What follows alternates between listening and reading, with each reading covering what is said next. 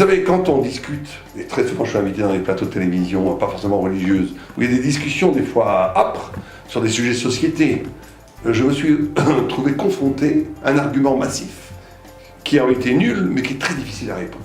Il y a quelque chose qui est très difficile à répondre pour un débatteur qui essaye de porter des valeurs de la Torah dans le monde, c'est deux mots magiques, qui sont presque plus forts que tout. C'est les deux mots du diable, qui ont une puissance phénoménale. C'est quoi? C'est la malo en hébreu, pourquoi pas. C'est-à-dire que tout ce que vous dites, ils vont vous dire pourquoi pas. Vous aimez les animaux, lui il aime la peinture, vous aimez la Torah, chacun aime ce qu'il veut. Vous aimez vous marier entre hommes et femmes, eux ils aiment se marier entre hommes et hommes, pourquoi pas?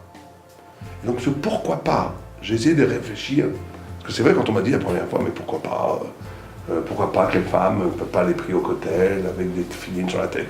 C'est-à-dire que le pourquoi pas, à quoi est-ce qu'il renvoie en vérité? Mais il renvoie qu'à une seule chose, et c'est la seule façon de le combattre.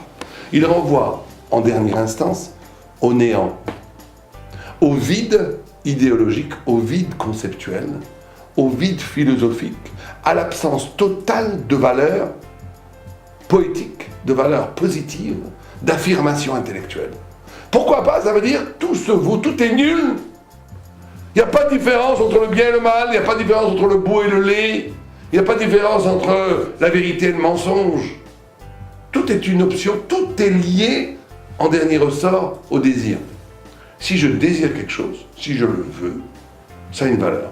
Si je ne le veux pas, ça n'a pas de valeur. Alors vous savez que et après j'ai réfléchi à cette question, toute la civilisation moderne, tout l'Occident, et aujourd'hui ça déborde en Orient, en vérité toute la conscience universelle, qui est en vérité cadenassée par les médias, par Internet, par toutes les formes de propagande et de propagation de l'idée, plutôt de non-idée, est basée sur ça.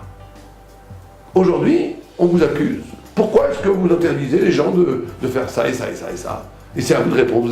On a réussi à organiser un système où ceux qui défendent la vérité, ceux qui défendent le bien, ceux qui essaient de défendre la valeur fondamentale de la vie, etc., sont mis sur le banc des accusés. À partir d'une seule injonction qui est pourquoi pas? Laissez les gens faire ce qu'ils veulent, pourquoi pas? Bientôt, on va vouloir massacrer les enfants à coups de hache, on va dire, mais pourquoi pas?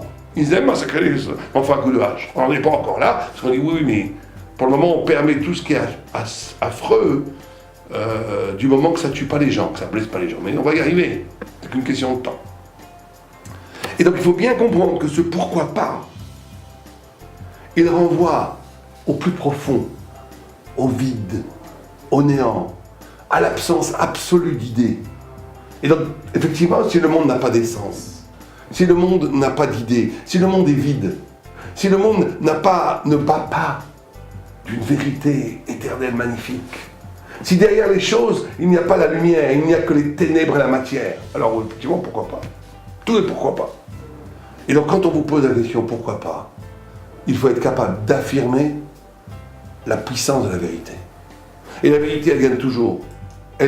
La Torah, à la fin, va gagner pour une seule raison, c'est parce que, tout simplement, parce qu'elle est vraie. C'est tout. C'est tout. Et donc, il faut être, aujourd'hui, plus qu'avant même, au niveau de cette vérité absolue, forte, poétique. Quand je dis poétique, ça veut dire qu'elle fait écho à l'âme de chacun. C'est une vérité qui parle au cœur. C'est une vérité qui est tellement vraie qu'elle parle à la neshama, à l'âme. Et donc, il faut être capable de monter l'idée, le concept, de l'arracher aux vieilles poussières de l'Occident, aux vieilles poussières, parce que dès qu'on affirme une idée aujourd'hui, on est traité de réactionnaire. Et donc, il faut être capable de régénérer l'idée, lui redonner une jeunesse, un bain de jouvence, pour qu'elle soit de nouveau brillante de la force de la vérité. Et c'est la seule façon, en vérité, de combattre le pourquoi pas. Alors, allez, nous.